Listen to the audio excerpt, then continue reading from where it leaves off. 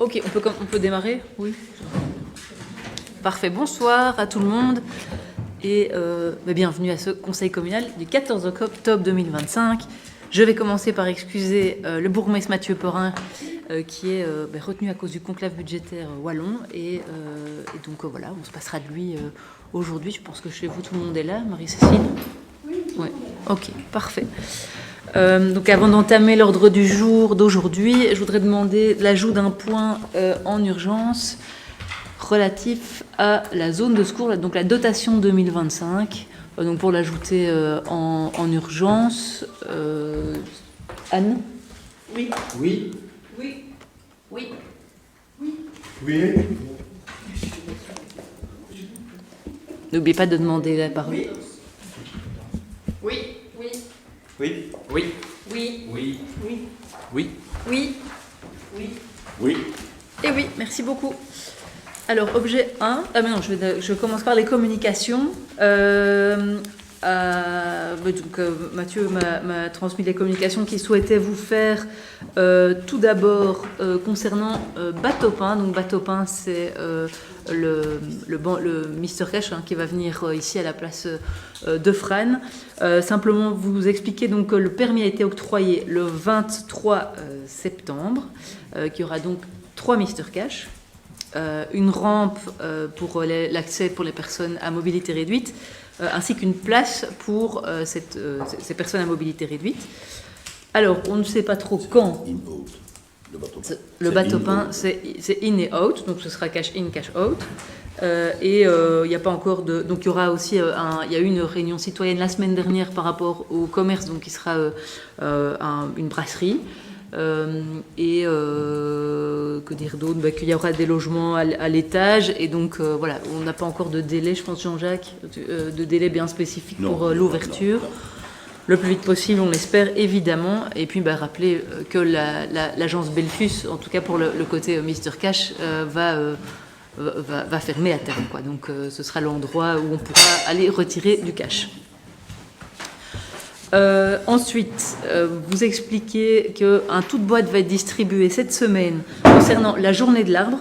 Donc la journée de l'arbre qui aura lieu le 22 novembre cette année, donc en 2025, et ce sera à Villers-Pérouin à partir de 9h30 jusqu'à 13h30. Il y aura les activités habituelles, l'opération Un enfant, un arbre, donc les personnes qui ont eu la chance d'avoir une naissance dans leur famille peuvent venir chercher l'arbre, je pense, pour l'année dernière, donc c'est pour les naissances 2024, puisqu'il faut toujours un peu un délai. Il y aura des ateliers pour préparer de la lessive naturelle, pour fabriquer un abri à hérisson, et ce sera organisé en collaboration avec le bistrot du Cercle. Donc il y aura de quoi se désaltérer et de quoi se nourrir aussi. Donc voilà, rendez-vous le 22 novembre à Villers-Pérouin. Autre information, à partir de 2026, il y aura 3 bulletins communaux par an. Et donc ça fait partie des mesures qui étaient dans le PST. Mais donc c'est une bonne nouvelle, je pense, pour qu'il y a énormément de personnes qui lisent encore le bulletin communal. Et donc c'est pas mal qu'il y ait une occasion en plus d'informer tous ces lecteurs. Et puis je voulais aussi rappeler, parler de la journée des associations qui a eu lieu donc c'était la première édition qui a eu lieu ici ce dimanche au complexe sportif de Frane-les-Gosselies. Je pense que vous étiez nombreux à être présents. Parmi les 500 à 150 personnes quand même, donc c'est 500 à 550, donc c'est quand même un beau succès. Visiteurs, tout à fait. Donc c'est un beau succès pour cette première édition. On a eu de la chance évidemment avec le temps, comme on dit, mais en tout cas, je trouve que ça vaut la peine de souligner l'intérêt que les habitants et les citoyens des Bons-Villers ont pour l'implication dans les associations. Je pense que ça mérite vraiment d'être souligné. Il y avait donc dimanche 25 associations présentes, mais qui ne représentent pas, qui n'est qu'en fait une petite moitié seulement des associations qui sont réellement actives sur le territoire, mais on enlève déjà toutes les associations sportives qui étaient plus représentées lors de la journée sportive. Ici, on avait peut-être plus de représentation du monde social, culturel, et donc voilà, ça réduit évidemment le nombre d'associations qui étaient là. Ceci dit, ça donnait quand même déjà, je ne sais pas comment vous l'avez vécu, mais ça donnait quand même déjà l'impression que c'était bien rempli. Moi, personnellement, j'ai passé un très bon moment et j'ai l'impression que les personnes qui étaient sur place étaient ravies aussi. Donc voilà. Dernière petite info de service, demain aura lieu l'inauguration du compost de quartier à Melay. C'est à Melay-la-Neuve, je crois. À Cité-Baudard, pardon, à Cité-Baudard, à 17h.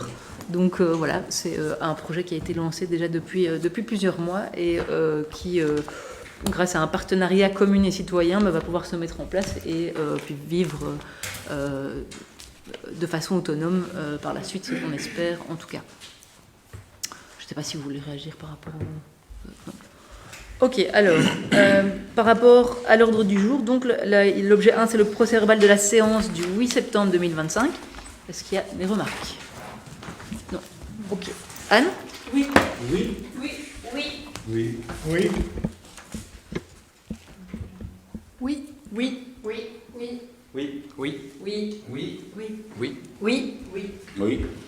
Et oui. Merci. L'objet 2, donc les décisions, la décision de l'autorité de tutelle, en l'occurrence, donc la tutelle qui approuve la délibération du conseil par laquelle la redevance communale pour la garderie extrascolaire au sein des écoles communales avait été fixée. Donc lors du dernier conseil, c'était une communication.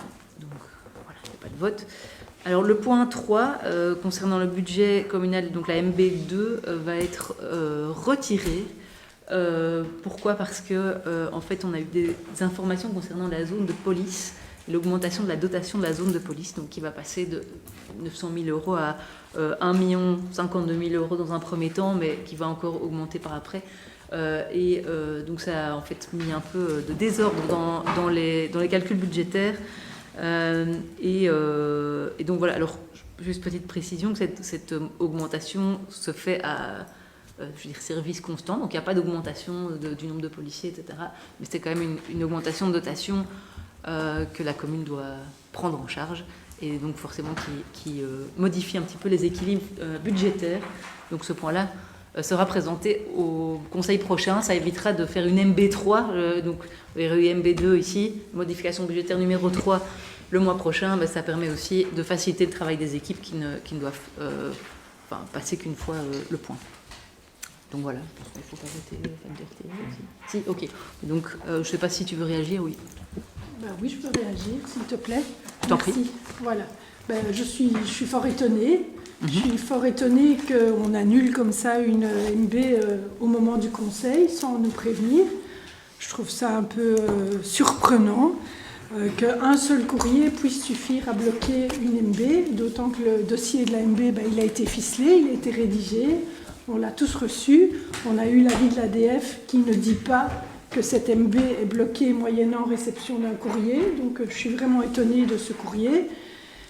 Et le fait qu'on nous mette comme ça un petit peu au pied du mur au moment du conseil, ça crée, au-delà de mon étonnement, je ne peux que faire des suppositions. Et ma supposition, elle est que vous évitez de parler de cette MB et qu'on reporte le point parce que vous ne souhaitez pas en parler, en tout cas aujourd'hui. Et donc, voilà, ça c'est ma supposition. Donc, supposition que je motive parce que, oui, on avait, nous, bien travaillé cette MB. C'est important pour la commune, la partie budgétaire. Et donc, nous sommes tous des élus. Et donc, il me semble effectivement que parler des MB, ce sont des points essentiels qu'on ne reporte pas à la légère, encore une fois, là, comme ça. On sait nous envoyer des mails ou des informations pour des points qu'on ajoute. Mais quand on en retire un, on ne sait pas nous envoyer un mail. Je trouve ça vraiment cavalier. Et donc, encore une fois, je ne sais faire que des suppositions. Et ma supposition, elle est celle-là. D'autant plus que nous, on avait des questions qui nous semblent importantes à poser par rapport au fait, notamment, que vous abandonnez des projets pour 1 million d'euros. C'est quand même énorme, 1 million d'euros. 1 million d'euros qui a été emprunté et qui vont du coup passer en frais de fonctionnement. C'est pas comme ça que ça se passe. Normalement, un emprunt, c'est pas pour du fonctionnement. Et donc ça me surprend puisque j'ai pas eu l'occasion d'en parler avec le groupe, donc je crois que je parle en leur nom.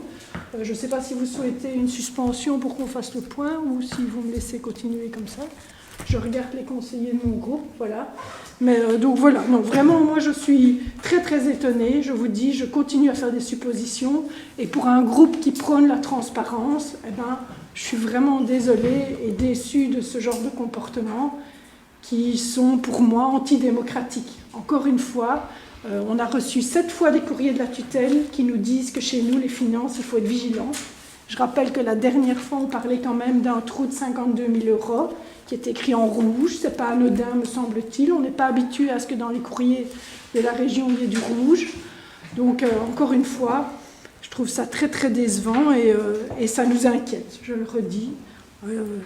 Je pense que pour des élus locaux, la gestion financière d'une commune, ça doit être une priorité. Et là, aujourd'hui, je n'ai pas le sentiment que ce soit le cas. Merci pour ta remarque. Je ne sais pas si vous avez envie de réagir.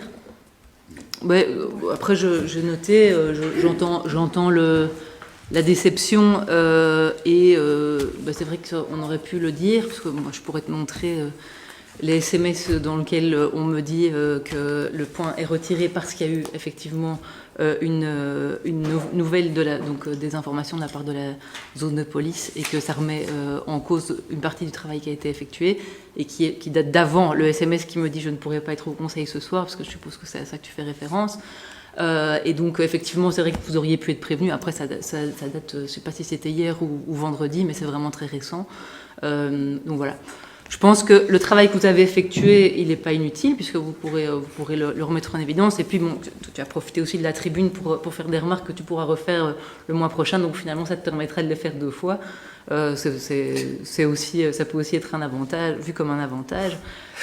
Mais voilà, ce sont des suppositions, effectivement. Je pense qu'il n'y a aucun élément objectif pour confirmer ça. Enfin, voilà, moi je trouve ça dommage de mettre en cause la transparence à cause de ça. Je t'ai expliqué, ça permettra d'éviter de faire 2 fois une modification budgétaire sur un mois de temps, alors qu'il y a également un budget à préparer et que pour 2026, voilà, c'est l'explication. Après, je pense qu'on pourra peut-être en reparler quand le bourgmestre sera là pour qu'il puisse aussi expliquer, puisque moi, comme tu le sais, comme je ne suis pas dans le collège, je n'ai pas non plus tous les mêmes éléments d'information. Et donc, je pense que c'est pas mal qu'il puisse s'en expliquer quand il sera là aussi. Oui, je voudrais encore juste rajouter une chose, si tu permets. Oui. Ça reste un budget. On parle d'un budget de 14 millions d'euros à la commune chez nous. Donc, la dotation va changer, je l'entends bien. Elle ne va pas changer d'1 million. Donc elle va changer de quelques dizaines de milliers d'euros. Ça va représenter quoi ? 1, 2, 3% de notre budget. Et encore une fois, un budget, ça reste des montants qu'on essaye d'approximer le mieux possible. Donc encore une fois, je ne peux pas comprendre et croire que ce soit à ce point essentiel. Alors moi, non, je ne vais pas faire le procès des absents. C'est absolument pas élégant. C'est pas du tout ça la question, parce que là vraiment moi je suis prise à froid, je te le dis, c'est mon sentiment. Okay. Et ça me semble important et merci. Oui, j'ai profité de la tribune comme tu profites de la tribune en étant présidente, et donc voilà, simplement non, pour notre groupe c'est une déception. Et tu l'as dit toi-même, on peut faire une 3e NB, donc voilà, je comprends pas. Mais okay. Voilà, merci, on a pris bonne note. Merci pour les remarques. Vas-y. Alors, on reporte, ok, et le délai par rapport à la tutelle du 15 novembre Parce que ce sera juste. C'est ça, ça doit être rentré. Je ne sais pas quand est le prochain conseil. Parce que tout doit être rentré pour... Il y a toujours une petite marge de tolérance, on est autour du 15. Pour le transmettre, donc ce ne sera pas un problème. Donc ça veut dire qu'on va remettre un conseil à une autre date, alors, ou bien on va attendre le prochain conseil de novembre? En tout cas, à la base, il est prévu de maintenir les dates telles quelles. Je ne sais plus à quelle était. C'est le 17. Hein. Ouais, voilà. Donc on maintient au 17 alors. A priori, oui. Sauf s'il y avait du changement, on vous informerait évidemment. Voilà. Donc on approuve quelque chose au-delà du délai de tutelle. De juste ça. Comment ? Oui, enfin moi je ne sais pas répondre plus que Ouais, oui. mais À ce stade, j'ai pas d'informations comme quoi le conseil est avancé, donc voilà. Mais en tout cas, Ok. je transmettrai la remarque par rapport à ça. Oui. Vas-y. Moi, je voudrais vraiment aller dans le sens de l'intervention de Marie-Cécile. Et je trouve franchement que la ficelle est très grosse. Parce qu'effectivement, je n'ai jamais connu, conseiller communal depuis 30 ans, le fait de reporter une modification budgétaire à cause d'une annonce d'une modification d'une dépense de transfert. Notre groupe aimerait bien savoir quand les informations par rapport à la modification, donc à une augmentation substantielle de la dotation à la zone de police a été communiquée au collège communal. Et comme l'a dit Marie-Cécile et comme l'a dit Anne-Grégoire, il y a possibilité de faire une 3e, une 4e MB, pour autant que les délais prescrits dans la circulaire budgétaire, à savoir au plus tard le 15 novembre, soient respectés. Donc franchement, ça passe pas. Dans notre groupe, ça passe pas. Ben, j'entends. Je voulais insister là-dessus, désolé. Pas de souci. Je transmettrai la remarque en particulier, celle par rapport au délai de tutelle que moi personnellement j'avais pas en tête. Donc voilà, et le reste aussi. Donc je suppose que vous ne voterez pas pour ce report, mais on doit quand même procéder au vote. Donc si plus personne ne veut rajouter quelque chose, vas-y Anne. Donc pour le report. Oui. Oui. Oui. Oui. Non. Non. Non. Non. Non. Non. Oui. Oui. Oui. Oui. Oui. Oui. Oui. Et oui, merci. Alors, l'objet 4, c'est la situation de caisse. Si ça ne vous dérange pas de voter le 4 et le 5 en même temps, puisque ce sont deux situations de caisse, le 31 du 3 2025 et le 30 du 6 2025. Donc, ce sont enfin oui, il ne faut pas les voter, pardon, c'est des communications. Donc, ce sont des obligations pour bien montrer que les montants de trésorerie en fait correspondent effectivement aux montants qui sont sur les extraits de compte. Donc voilà, c'est une obligation de faire ça 4 fois par an, tous les 3 mois. Tous les trimestres, oui. Tous les 3 mois. Donc ça, c'était une communication. Alors l'objet 6, le règlement redevance pour la fourniture des repas et potages dans les écoles communales. Pour les exercices du 2025 à 2031, je vais laisser Anne expliquer ce point. Oui, comme vous le savez, nous avons passé un nouveau marché avec une nouvelle société. Pour info, apparemment, ça se passe bien et la qualité des repas est vraiment très très bien. Les enfants apprécient les repas mieux. Voilà, et donc ici, c'est la redevance. Alors, il y a juste un petit changement. Alors, vous avez pu voir qu'il y a une proposition de repas d'adultes et potage adultes. Et donc, pour l'instant, c'est au niveau des enseignants, ceux qui souhaitent prendre un repas ont la possibilité. Au niveau des potages, il y a un petit changement. Ce ne sera pour les potages primaires, ce ne sera pas 0,67 mais 0,55 cents. À la place de ce qui était prévu. Et c'est dans l'article 2. Ce qui change aussi, c'est l'article 3. Alors la redevance était prévue d'abord d'être indexée annuellement au 1er janvier, mais on trouve que ce n'est pas très logique et que ça devrait mieux correspondre avec l'année scolaire. Et donc on propose l'indexation au 1er juillet au lieu du 1er janvier. Pour que ça corresponde avec l'année scolaire, pour ne pas faire une augmentation en milieu d'année scolaire. Voilà, ce sont deux petites modifications. Sinon, donc, les montants sont inchangés, si ce n'est pour le bol de potage des primaires. Voilà, je ne sais pas s'il y a des questions ou des remarques. Je t'écoute. Oui, s'il te plaît. Tu dis donc que les repas se passent bien et c'est une très très bonne nouvelle. Et donc quoi, le taux de fréquentation a augmenté ? Ça commence parce que, bon, évidemment, on a commencé au début de l'année, donc on a des enfants qui commencent à revenir. Voilà, non, mais sans faire Mais référence faut à la pas voir MB, un mais peu. justement, il y avait un point dans la MB par rapport à ça, et donc j'aime bien faire le lien. J'aimerais vraiment bien avoir le taux de fréquentation des repas par implantation, alors au 1er septembre de cette année, par exemple, au 1er novembre, par exemple, et aussi à l'année précédente, pour pouvoir vraiment comparer quelque chose de comparable, et pas juste un petit peu plus, un petit peu moins, si tu veux bien. Ok, pas de souci. Merci beaucoup. J'en prends note. Merci beaucoup. Pour Ok. voir si c'est cohérent avec les chiffres qu'on voit justement dans la MB. Pas d'autres remarques? Non. Anne? Oui. Oui. Oui. Oui. Oui. Oui. Oui. Oui. Oui. Oui. Oui. Oui. Oui. Oui. Oui. Oui. Eh oui.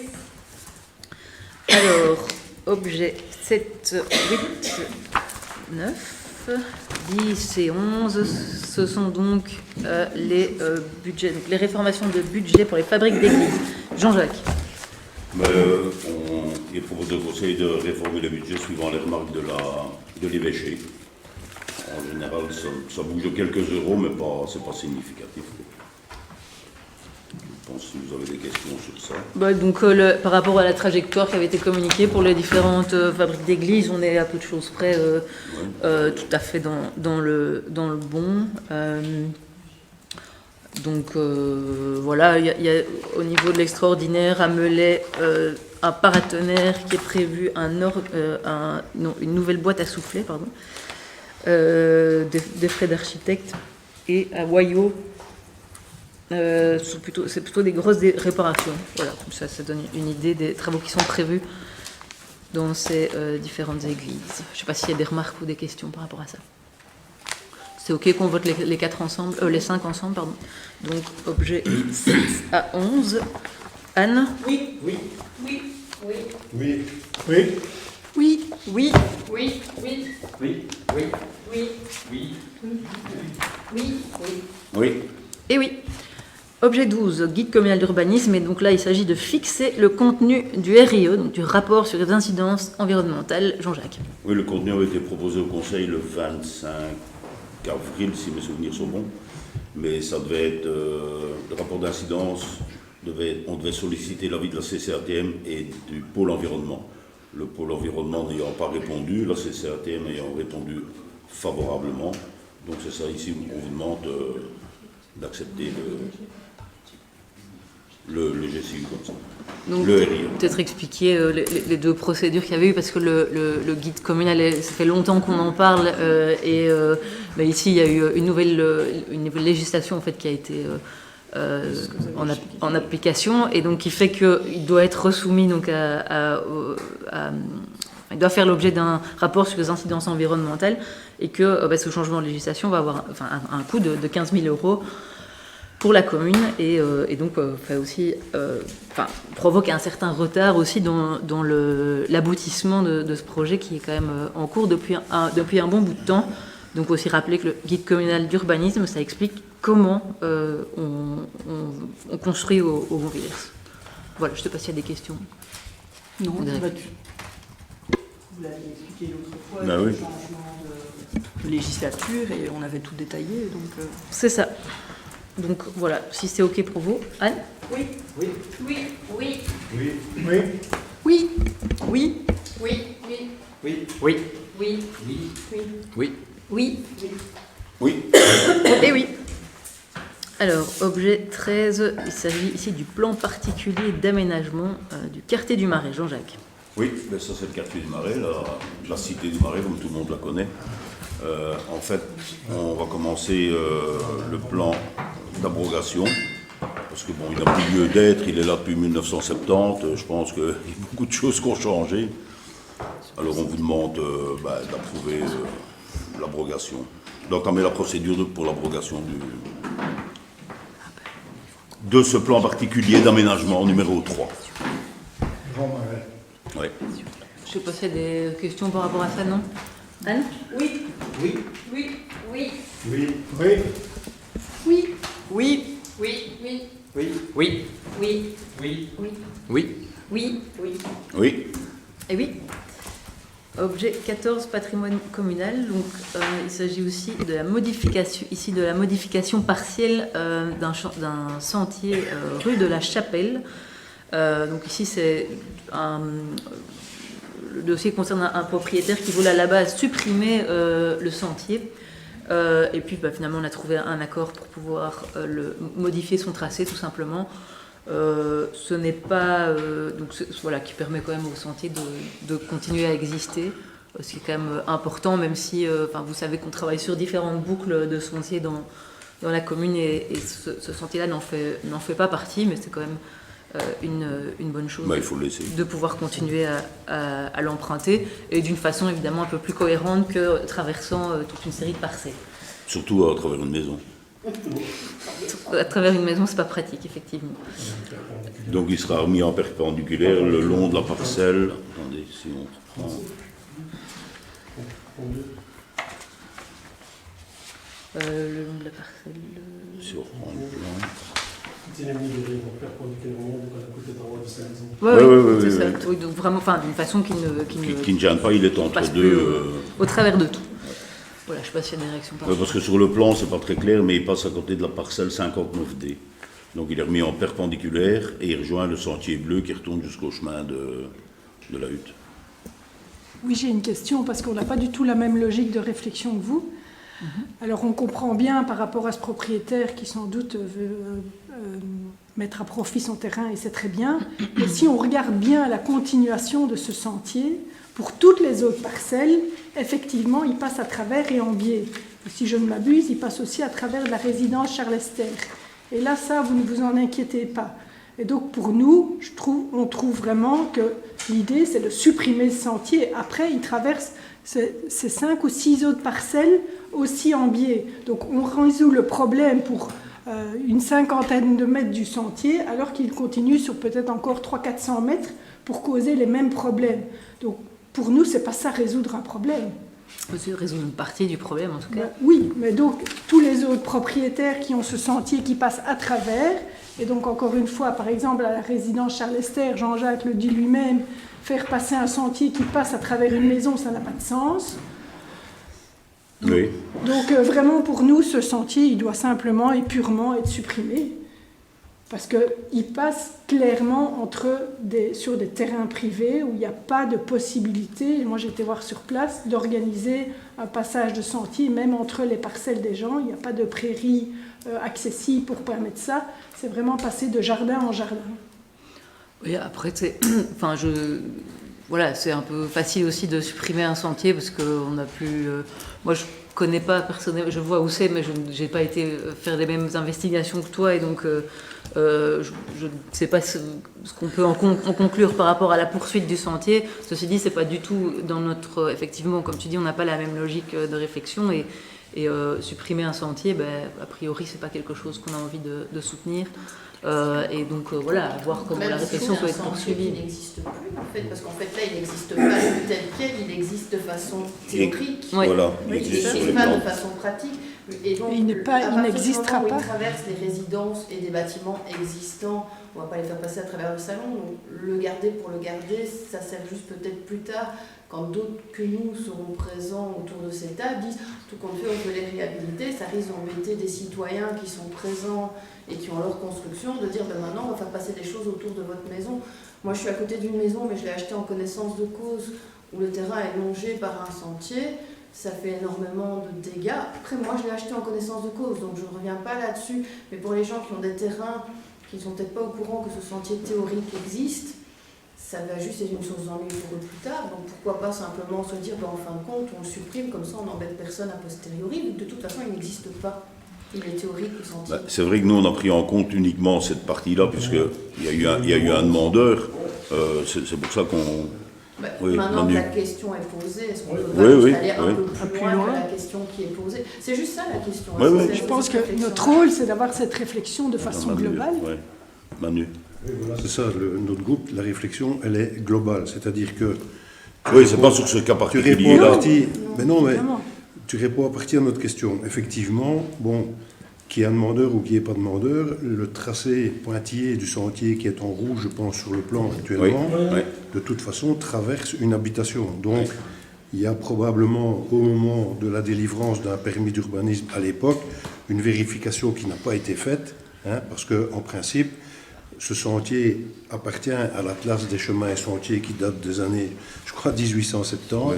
Et quand il y a projet de bâtir, on vérifie si effectivement l'implantation ne va pas venir se greffer, si tu veux, sur quelque chose d'existant. Il y a d'autres cas, je t'en citerai d'autres à C'est ce qu'on fait maintenant. qu'on a réglé. Donc c'est bien de s'en rendre compte et c'est bien de le corriger. Où notre groupe estime que vous n'allez pas assez loin dans la proposition, c'est où, bon, on le détourne, objectif mobilité lente, ok, mais on la bouge dans un sentier, le bleu, qui lui aussi, quelque part, n'est pas réglé. Donc, notre proposition, c'est en l'état, est-ce qu'il ne serait pas... C'est pour ça notre idée de le supprimer, c'est parce que le fait de le dévier pour la boucher dans le bleu ne fait que reporter le problème. Vous n'avez pas considéré le problème dans son ensemble. Est-ce qu'il n'y aurait pas moyen, alors, de reproposer un tracé qui, en même temps, prend en compte Tout le sentier. Une logique de mobilité lente, si tu veux, qui tienne la route et qui longe l'ensemble des parcelles, en ce compris la parcelle où est construite aujourd'hui la résidence Charles Esther, à savoir donc le sentier bleu et le sentier rouge, tu vois. Ouais. Ça nous semblerait plus cohérent. Nous, en l'état, on a... Est-ce qu'on peut reporter le point? Oui, mais Moi, je propose qu'on reporte le point alors et qu'on revienne avec S'il y une a proposition. une démarche cohérente par rapport au sentier rouge et au sentier bleu, qui règle le problème de l'ensemble du quartier, je pense qu'on n'y sera pas Avec consultation des gens opposés. concernés. Ouais. Ouais. Attention que ces sentiers, donc aujourd'hui en l'état, ils ne sont plus utilisables. Il faut voir si on le déplace en limite de propriété, s'il y a des emprises à récupérer pour qu'ils tombent dans le domaine public ou pas. Et il faut voir aussi, on en avait parlé aussi en préparation du Conseil, en matière de sécurité, on sait bien que quand il y a des sentiers mal éclairés en arrière des propriétés, ça peut être des endroits faciles pour que les voleurs puissent visiter certaines habitations. Donc je pense qu'il y a si on peut se permettre, il y a une réflexion plus globale qui devrait être amenée par rapport à cette décision-ci. D'accord, on va revoir la situation, la proposition, et on reviendra avec une proposition le mois prochain. oui, par contre, sur le fait de dire, parce que le sentier n'existe plus, enfin, n'est plus présent, alors on le supprime, ça, c'est clairement pas une logique dans laquelle on a envie de s'inscrire, parce qu'effectivement, il y a quand même énormément de cas où le sentier, effectivement, n'existe plus, et c'est pas légal, quoi, je veux dire... Le remettre, quoi. Oui, Différemment, parce mais c'est que- ça, mais donc ça, c'est ce qu'on essaye toujours de faire, évidemment. Mais donc, je veux dire, on ne va pas aller commencer à baliser le comportement de toutes les personnes qui se sont appropriées des sentiers et en disant, bon, bah, les gens sont dessus, donc tant pis, on le supprime. Voilà, clairement, on n'ira pas là-dessus, mais je comprends le besoin de réflexion globale en tout cas sur ce sentier-là, et quand on fait ce genre de choses, je comprends tout à fait. Donc, si c'est OK pour tout le monde de reporter, ça vous va? Oui. OK. Bah, donc, on va voter le report. On va voter. Oui, OK. Vas-y. Oui. Oui. Oui. Oui. Oui. Oui, oui, oui, Oui, oui, oui. oui, oui. Oui. Oui. Oui. Et oui. Objet 15, les actions de prévention des déchets 2026 de Tibi. Émilie, tu peux expliquer aussi l'objet 16 en même temps, comme ça. Si c'est- Le 15, c'est juste le renouvellement de la délégation avec l'intercommunal Tibi. Et le 16, en fait, c'est juste pour dire on s'inscrit dans la démarche zéro déchet comme on faisait déjà avant, mais ils sont juste un petit peu plus restrictifs par rapport aux démarches à suivre. Mais ça nous permet d'avoir un subside en plus par habitant si on suit cette démarche. Voilà. Je vais juste rappeler que ça concerne, donc la délégation pour l'objet 15 concerne des actions qui sont subsidiées, et donc ça permet, donc c'est Tibi qui effectue les actions pour la commune et qui perçoit aussi le subside en lieu et place de la commune pour ces actions-là. Puis tu as très bien expliqué pour le zéro déchet, donc ça permet une majoration du subside. Je ne sais pas si vous voulez réagir ou si on peut voter les deux en même temps. Ouais. Oui. Oui. Oui. Oui. Oui. Oui. Oui. Oui. Oui. Oui. Oui. Oui. Oui. Oui. Oui. Oui. Et oui. Alors, l'objet 17, ça concerne le sentier Bruard. Donc, c'est le nouveau sentier qui a été inauguré il y a quelques jours, on va pas dire quelques semaines. Et donc, par rapport à ça, il y a une modification du plan. Donc, on avait déjà passé la convention préalablement. Mais il y a une modification du plan. Bruno va expliquer un petit peu, parce qu'il a mieux suivi que moi tout ça. Oui, donc il y a une modification du plan du sentier de Bruyard. Je rappelle, le sentier de Bruyard, donc c'est le prolongement du remembrement de Bruyard vers le chemin de la Couronne pour Experloin. Et il y a une modification parce que dans la première proposition, lorsque le service Espace Vert s'est rendu sur place pour les premières tontes et les premières tailles, on s'est rendu compte qu'il y avait la partie nord du sentier qui aurait été très difficile à entretenir. Donc la modification, c'est de suivre uniquement, comme vous le voyez dans l'annexe qui est présentée, de suivre uniquement le ruisseau. Et ça permet également de ne pas devoir, ça a permis de ne pas placer deux passerelles, on n'en a placé qu'une, du fait qu'il y a de ce fait qu'un seul ruisseau à traverser. Et la deuxième passerelle, on l'a obtenue par un subside, la deuxième passerelle sera utilisée pour un sentier à Rêve. Voilà, donc on a contacté également les propriétaires et les locataires pour voir si la modification du sentier leur convenait et ils ont donné leur accord. Voilà. Des questions, peut-être? Remarques? Non. Ok. Anne? Oui. Oui. Oui. Oui. Oui. Oui. Oui. Oui. Oui. Oui. Oui. Oui. Oui. Oui. Oui. Oui. Et oui. Objet 18, marché de travaux pour la création de pistes cyclables dans les Bons-Villers. Jean-Jacques. Ce sont deux pistes cyclables qui vont être créées avec subside. La première, elle est à Taravisé entre la chaussée et la petite chapelle. Je ne sais plus comment on appelle cette chapelle. La voyage. Oh, je ne saurais pas te dire. Déjà un trou. Bah, été. Donc c'est un budget de 475 000 € en partie commune, fédère et région. Et alors à Timéon-Melay, donc c'est la partie qui vient de la ferme Georges et qui va rejoindre la nationale. Et ça c'est en collaboration avec Pontacelle également, puisque c'est des projets fédères et tout. Les montants octroyés en tout sont de 1 173 000 pour les deux pistes cyclables, ce sont des pistes cyclables à double voie. Et on a 651 000 à peu près de la Wallonie, 521 000 du FEDER et 180 000 de la commune. Donc ça sera mis au budget extraordinaire en 2026. Je ne sais pas si vous avez des questions. Ce sont des pistes cyclables à double voie. Vous avez expliqué aussi peut-être que comme a dit Jean-Jacques, il y a des collaborations avec d'autres communes et donc l'objectif c'est vraiment de rejoindre par des voies lentes, rapides entre guillemets, qui permet d'aller vite à vélo, on va dire, de façon sécurisée, les villages avec des endroits, des pôles plus importants. Il y aura par exemple dans le futur normalement sur National 5 une piste cyclable centrale. Et bon, tout ça va permettre de rejoindre l'aéroport, de rejoindre l'aéropole. Du coup, aussi, ici, les modifications vont permettre de rejoindre aussi l'hôpital. Bon, on n'y va pas toujours à vélo, malheureusement, mais voilà, parfois, quand on veut rendre visite ou quoi, c'est pourquoi pas. Donc voilà, il y a une réflexion qui est menée pas seulement au niveau des Bons-Villers, mais à l'échelle de Charleroi Métropole aussi pour rejoindre les endroits importants. Voilà. C'est la chapelle Notre-Dame-des-Champs. Chapelle Notre-Dame-des-Champs. C'est une potable, c'est même pas de chapelle. Vas-y, venez.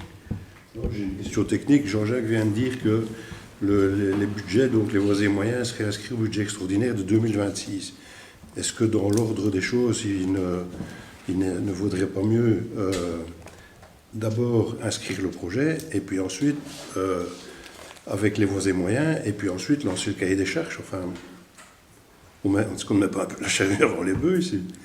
Ouais, après, c'est au moment de En l'attribution. général, un projet extraordinaire, je m'adresse au directeur général, il est d'abord inscrit dans un budget extraordinaire avec des voies et moyens, et puis ensuite, on le met en œuvre, et la mise en œuvre passe par différentes phases, dont l'attribution du marché public, de travaux, de services, en fonction du marché. J'ai l'impression ici qu'on inverse, je dirais, le déroulé du projet, hein, en anticipant. Il y a peut-être des impératifs de timing, alors il faut peut-être invoquer une urgence, mais enfin, je me trompe peut-être, je m'adresse au directeur général, j'ai le sentiment qu'on fait les choses à l'envers et que le projet devrait d'abord se trouver quelque part dans une ligne budgétaire d'un budget extraordinaire, et puis ensuite on déroule marché, attribution, mise en œuvre. Mais je me trompe peut-être. C'est pour ça que je fais appel à la science et à l'expérience de notre directeur général. La tutelle l'autorise en tout cas, le tolère, de procéder de la sorte. Effectivement, l'orthodoxie voudrait qu'il y ait une inscription budgétaire avant de lancer le marché. Mais la tutelle le tolère pour autant qu'on n'attribue pas le marché. Voilà, ben le budget 2026 vous sera présenté en novembre ou en décembre. Donc vous retrouverez, ben non, pas avant l'ANB, mais vous retrouverez évidemment ces montants dans les budgets extraordinaires comme indiqué dans la délibé. Je ne sais pas si vous avez encore d'autres remarques. Moi, je voudrais qu'on acte ma remarque et on s'abstiendra parce que voilà. Pas de souci. Ah non. Oui. Oui. Oui. Oui. Abstention. Abstention. Abstention. Abstention. Abstention. Abstention. Oui. Oui. Oui. Oui. Oui. Oui. Oui. Oui. Et oui. Ensuite, l'objet 19 est encore un marché stock pour l'entretien des voiries. Marché stock pour les voiries, donc un marché stock de 2026-29 pour les dalles béton et hydrocarbonnées pour l'entretien des voiries. On met un budget de 332 750 € TVAC, reconductible 3 ans, c'est prévu également à l'ordinaire 2026 et c'est reconductible 3 fois. Même remarque, hein, oui. Remarque, ben oui.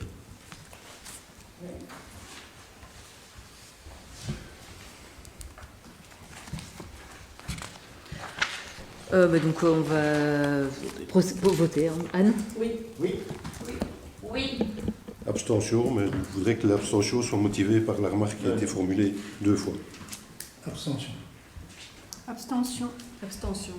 Abstention. Abstention. Oui. Oui. Oui. Oui. Oui. Oui. Oui. Oui. Pardon. Et oui.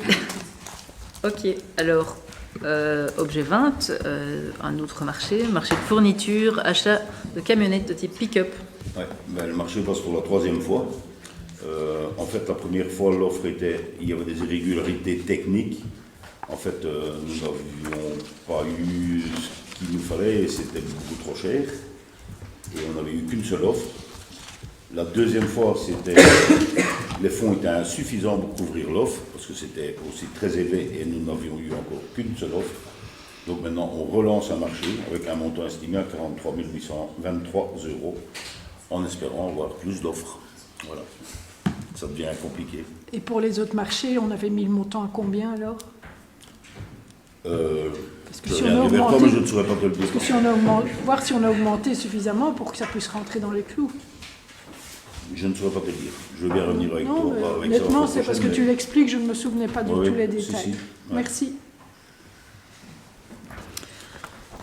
Ok, bah donc Anne? Oui. Oui. Oui. Oui. Oui. Oui. Oui. Oui. Oui. Oui. Oui. Oui. Oui. Oui. Oui. Oui. Oui. Oui. Et oui. Objet 21, CECP, convention d'accompagnement et de suivi dans le cadre du dispositif de pilotage des écoles. Anne? Oui, donc dans le cadre du plan de pilotage, nous devons repasser une convention avec le CECP puisque nous arrivons dans la dernière phase, nous arrivons à l'évaluation de ce plan de pilotage. Il faut savoir qu'il y a une convention qui avait déjà été approuvée en 2019 au début de la mise en place des plans de pilotage. Donc ici, voilà, on termine en 2026, normalement les évaluations doivent être terminées. Je sais pas si il y a des... Non, c'est bon? Tu veux...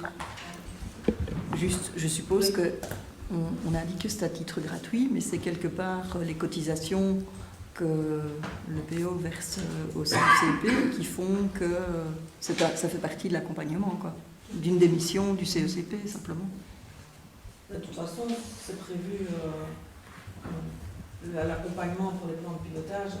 Oui, par rapport à ça, quoi. Est-ce que ça rentre dans la cotisation qu'on paye Quelque part. Parfois, Mais ne demande pas un supplément par rapport à ça, quoi. non. Ok, merci. Ok, donc on peut voter. Anne? Oui. Oui. Oui. Oui. Oui. N'oubliez pas de demander la parole pour vos micros, s'il vous plaît. Merci. Oui. Oui. Oui. Oui. Oui. Oui. Oui. Oui. Oui. Oui. Et oui. L'objet 22, donc c'est le patrimoine communal pour l'acquisition d'une parcelle située à Franégosli, rue Zéphirin-Flandre. Et donc c'est une parcelle qu'on acquiert auprès de la Fédération Wallonie-Bruxelles pour €1 symbolique et pour pouvoir réaliser des aménagements en matière de mobilité à côté de l'école de la Fédération Wallonie-Bruxelles, donc l'école de Fran. En fait, c'est pour mettre le trottoir devant les voitures et pas le trottoir derrière les voitures. Effectivement. Ce qui est logique. On en avait déjà parlé, je pense. Donc voilà, je ne sais pas s'il y a des remarques ou des questions par rapport à ça. Non. Ok. Anne? Oui. Oui. Oui. Oui. Oui. Oui. Oui. Oui. Oui. Oui. Oui. Oui. Oui. Oui. Oui. Oui. Oui. Et oui. Alors, on est... C'était le 22... Ok, l'objet 23. Donc là, c'est la convention de mise à disposition d'un local au sein de la maison de village de Wayo pour une chorale. Et donc, ici, c'est l'occasion aussi de vous expliquer qu'il y aura... qu'au prochain conseil, il y aura une délégation, parce que souvent, et vous venez, on peut comprendre aussi, avec la remarque que la convention passe au conseil après que l'utilisation est commencée. Et donc, pour mieux répondre aux besoins quotidiens, une délégation sera proposée au conseil la fois prochaine envers le collège. Donc, comme ça, le collège pourra valider les conventions et les personnes ne seront pas, entre guillemets, dans l'illégalité et pourront occuper le local de façon encadrée. Et puis, nous, on s'engagera à revenir régulièrement avec la liste de toutes les conventions qui sont passées, comme on fait déjà pour les engagements dans le huis clos. Et comme ça, vous aurez aussi une bonne vue sur les conventions qui ont été signées. Voilà, je ne sais pas s'il y a des questions par rapport à ça. Non? Ok. Anne? Oui. Oui. Oui. Oui. Oui. Oui. Oui. Oui. Oui. Oui. Oui. Oui. Oui. Oui. Oui. Oui. Et oui. Il y a le point urgent sur les zones de secours, en espérant que mon ordinateur me permette d'y accéder. Donc il y a eu la décision, ça concerne la dotation de la zone de secours, qui est modifiée en fait. Mais pour une fois, ça va dans le bon sens. Donc, c'est-à-dire qu'elle est diminuée d'un montant de 47 000 euros, 48,41 euros exactement. Donc, ce qui est une bonne nouvelle. Mais donc, de toute façon, je suppose que vous aurez vu dans la presse aussi que les zones de secours à terme seront financées par les provinces. Et que donc, en fait, la dotation communale va diminuer. Donc, il y a une trajectoire décrescendo, je vais dire, jusqu'en 2030. La dotation communale sera de plus en plus faible et à concurrence de la diminution, la dotation de la province augmentera jusqu'à ce qu'elle s'élève à 0 € pour les communes en 2030. Voilà. Vas-y. J'ai juste une question de prospective par rapport à ça. Je pense qu'effectivement, on ne peut que se réjouir du travail qui est fait actuellement pour, je vais dire, demander aux provinces de supporter la charge des zones de secours, qui est une charge lourde pour les communes. Maintenant, je pense qu'il y a aussi un horizon, je dirais, qui parle de la disparition des provinces et qui annonce qu'il n'y aura plus d'élections provinciales et de provinces lors de la prochaine échéance électorale. Donc, si effectivement les communes s'habituent à ce que le budget des zones de secours soit pris en charge par les provinces, j'ose espérer que si les provinces s'éteignent, il y aura une autre autorité supérieure qui reprendra le même mécanisme. C'est bien noté, des informations que j'ai, c'est pas la disparition totale non plus des provinces, mais il y a quand même une série de missions qui vont rester aussi. Donc voilà, je suppose que le ministre des Pouvoirs locaux, lorsqu'il a proposé ce financement par les provinces, aura eu cet élément-là en tête. Voilà. Merci. Mais voilà, je pense qu'on a fini avec les autres. Donc on passe à l'objet 24. Ah mais non, il faut le voter, j'ai pas voté, pardon, désolé. Oui. J'ai une petite question. Oui, je t'en prie. Oui. Mais attends, parce que là, on est encore au point 41, zone de secours, j'ai oublié de le voter, désolé. Donc il faut, je sais pas pourquoi on vote. Oui, c'est parce que c'est la fixation de la dotation communale à 345 075,59 € au lieu de 384 766,10. Voilà, donc ça c'est pour 2025. Anne. Oui. Oui. Oui. Oui. Oui. Oui. Oui. Oui, oui, Oui. Oui. Oui. Oui. Oui. Oui. Oui. Oui. Et oui. Et maintenant, l'objet 24, communication et questions. André, tu m'avais dit que tu voulais soulever quelque chose. Merci. Merci. Je t'en prie. Ça concerne Micro. les zones village rêve. Micro. Micro. Voilà, comme ça on t'entend bien. Ça concerne la maison de village rêve. J'ai été interpellé sur le fait que l'accès à la bibliothèque située à l'étage n'est plus accessible aux personnes à mobilité réduite.